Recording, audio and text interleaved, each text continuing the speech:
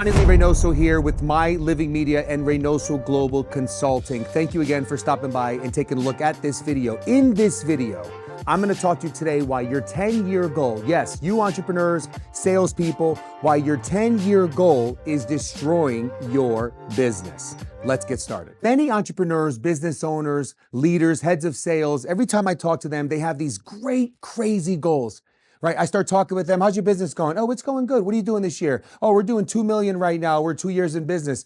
But our plan is in 5 years, right? And then in 3 more years, when we're hitting our 5-year mark, we're going to do 10 million. And then in 10 years, we're going to do 100 million. Oh, really? That's fantastic. And then I start looking around the room and I start asking questions. Well, tell me, how many employees do you have right now? Oh, we have 7 employees. Oh, okay. How many employees did you have last year when you did 1.5 million? Oh, 6 employees. Okay. Tell me about your recruiting process. How many people have you recruited in the last 2-3 weeks? Or how many people are you hiring for right now? Oh, we're not hiring right now. Well, how are you going to get to 100 million in 10 years? How are you going to get to 10 million? How are you going to get to 5 million? I don't understand. Unless there's some crazy new product you're going to start launching, talk to me about how you're going to achieve these goals. And here's the thing. Most entrepreneurs, most business owners, most heads of sales, they have these great ideas, these big vision, these big things. They don't work towards it. They don't optimize for it. They don't actually commit to these numbers because anything that's set so far out, guess what? You're not going to achieve it. It makes you feel good. You walk around the house, right? You look at your wife, you say, hey, we got $100 million goals in 10 years. And she's looking at you going, okay, great. Hopefully she believes in you. I'm sure she does, like my wife does. But at the end of the day, if your activity is not leading you there, you're not going to achieve it. And there's a great book. You have to pick this book up. It's called The Science of Scaling. Dr. Benjamin Hardy talks a lot about this. How do you achieve a 10-year goal sooner? In fact, how do you achieve it really quick? Here's how. You take this 10-year goal, it's called your future, right? You make sure that your future talks to your present. Don't worry about my writing. Present. There you go. And you don't worry about your past. Your past doesn't dictate your present. Your past doesn't have to define your present. Oh, but you know what? In the past, this is what happened and that's what happened. So this is why we're only here. No, that's nonsense. What do you want to achieve? What do you want to achieve? Let's make it simple. Let's say, for instance, you want to achieve $500,000 in sales, or 5 million rather. If you want to achieve 5 million in sales, right? 5 million in sales. And let's say in today's business, your average sale is 100,000. You have to close a lot of damn deals. You probably have to close more deals than you even know you can close, that maybe that your team can't even sustain and handle. But the question becomes, why do you have to do $1,000 or $100,000 deals? Can you do $5 million deals? Can you do $2.5 million deals? If you can, that's where you have to start. So you go here. My future is going to dictate my what? My present. So what's the present? What do I have to sell right now? Well, guess what? I want to go after $5 million deals. Okay. Or I want to go after $500,000 deals rather. I want to go after $500,000 deals. Okay, great. Well, how many deals do I need to get to that number then? What do I need to do to achieve that level of success? You see what I'm saying? You reverse engineer it. So regardless your past, if your past was $100,000 per deal, you don't worry about that. You focus on what you're solving for.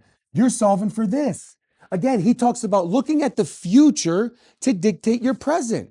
Don't look at your past to dictate your present. Look at your future. Here's a perfect example.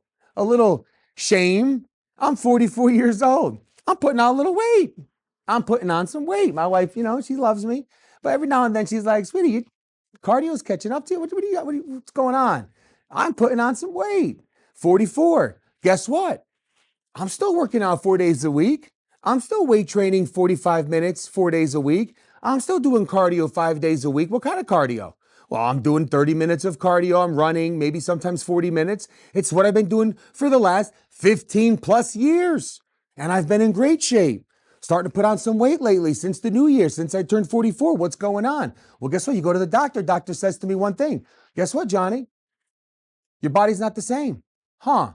So I'm using the past to try to get in the present what I got before. That's not happening. So in the future, I'm not going to get the outcome I want. So now I have to look and I have to say, okay, this is the future. I want to be 200 pounds, giving you a perfect live example, and I want to be at 10% body fat or less. What do I have to do in the present? See, I do know how to spell present. What do I have to do in the present? What do I have to be? What's the kind of person I have to be? What's the identity that I need to frame with? Who do I have to become? I have to become somebody who focuses more on what? Nutrition.